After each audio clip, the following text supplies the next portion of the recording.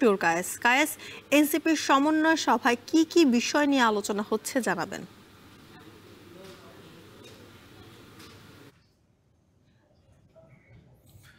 যদিকা এখানে কিছুক্ষণ হলো শুরু হয়েছে, কিন্তু কিছুক্ষণ আগে যোগ দিয়েছেন দলটির শীর্ষ নেতা সার্জিস আলম সহ কেন্দ্রীয় আরও বেশ কয়েকজন।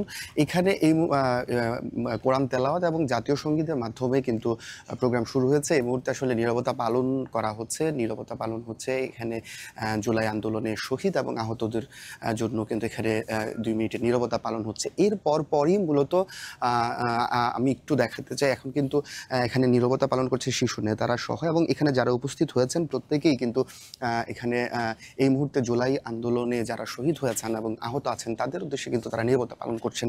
এছাড়াও যদি বলি যে আজকে এখানে কথা বলবেন এখানে মূলত হচ্ছে যে জেলা এবং উপজেলা যে নাগরিক পার্টির যে কর্মীরা রয়েছে তাদেরকে নিয়ে আসলে এখানে তাদের মূলত এখানে সমন্বয় সভার আয়োজন করা হয়েছে। তবে এখানে আমাদেরকে যে বিষয়টি জানিয়েছে যে আনুষ্ঠানিক যে কথা বলার বিষয়টি রয়েছে সেটি কিন্তু তারা একটাই জানাবেন, আনুষ্ঠানিক কথা বলবেন, এবং আনুষ্ঠানিক কথা বলার আগে তাদের যে সাংগঠনিক কার্যক্রম পরিচালনার ক্ষেত্রে সাংগঠনিক আলোচনা চলবে। এই সাংগঠনিক আলোচনার পর সাংবাদিকদের সঙ্গে আনুষ্ঠানিকভাবে কিন্তু কথা বলবেন। তবে একটা বিষয় জানিয়ে রাখতে চাই, আমরা দেখেছি যে সকাল থেকেই কিন্তু এই দলটির যে শীর্ষ নেতা রয়েছেন জনাব সার্জিস আলম, মুখ্য সংগঠক উত্তরাঞ্চল, তাকে ঘিরে কিন্তু নেতাকর্মীদের মধ্যে একটা ব্যাপক উৎসাহ উদ্দীপনা আমরা লক্ষ্য করেছি। তারা কিন্তু বিভিন্ন মিছিল নিয়ে কিন্তু এই শিল্পকলা প্রাঙ্গণে তারা এসে হাজির হয়েছেন এবং তারা কিন্তু মুখিয়ে আছেন এবং অপেক্ষা করছেন তাদের যে শীর্ষ নেতা তাদেরকে আগামীতে কি আসলে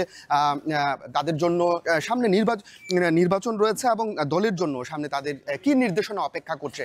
তো এই বিষয় নিয়ে কথা বলবেন সাংবাদিকদের সঙ্গে বেলা 1টায়, এরকমটি কিন্তু কথা হয়েছে আমাদের সঙ্গে। তো এই ছিল আমার কাছে সর্বশেষ তথ্য। কিশোরগঞ্জ থেকে যুক্ত ছিলেন মশিউর কায়েস, জানাছিলেন সেখানকার সবশেষ তথ্য।